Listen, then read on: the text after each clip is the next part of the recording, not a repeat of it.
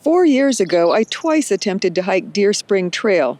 First, clockwise. Today, I'm planning to hike the Deer Spring Trail. And next, counterclockwise. Well, I didn't make it far. Even though I know that this trail has essentially disappeared back into nature over the last 30 years or so, I've always wanted to complete the route as closely as I can. So this time I really planned for it.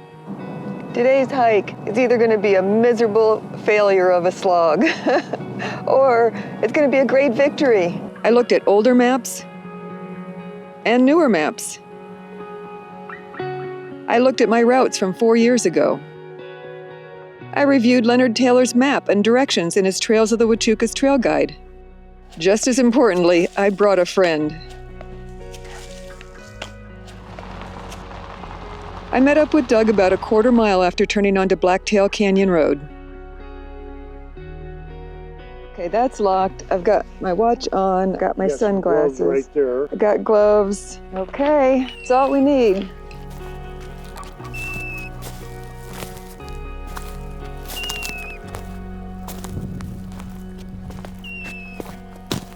After hiking 1.25 miles or so up the old road, we found the southern end of Deer Spring Trail and headed up to what's left of Deer Spring. It's up here somewhere, either just to the right or farther up.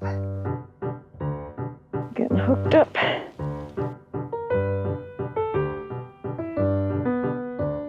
Four years ago, there was a trail from this spring up to the fire break, but if there still is, we couldn't find it.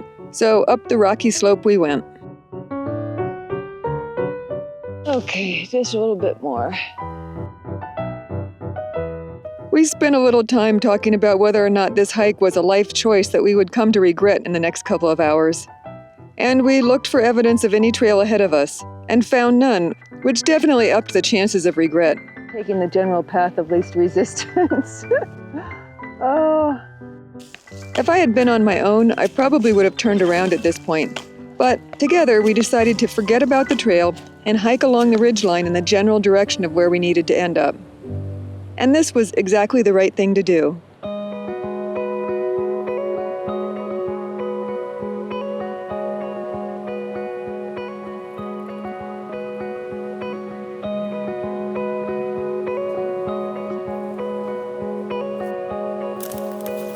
We stayed high until we veered down onto the slope on the west side of the mountain, leaving Blacktail Canyon behind us. From this point, all bets were off. This slope is exceedingly steep, losing about 1,000 feet in a half-mile. And it's a sketchy bushwhack, thick with ocotillo, cactus, steep rock outcroppings, and various other unpleasantness. It's like going through the haunted forest. Yeah. I don't recommend it. We didn't see the sign at the northern end of the trail. So where is that trail sign? I thought it was up here. I did too. I thought you kind of hiked right up here, and it was right up here somewhere. And at that point, we really didn't give a damn, because after 5 miles, 1,000 feet of elevation loss in the last half mile, and over 6 hours of hiking, we were beat and happy to be within sight of our cars. So after everything was said and done, was this hike a miserable slog or a great success? I have to say, yes, it was both. And it was 100% a good adventure, with a fine friend who toughed it out with me.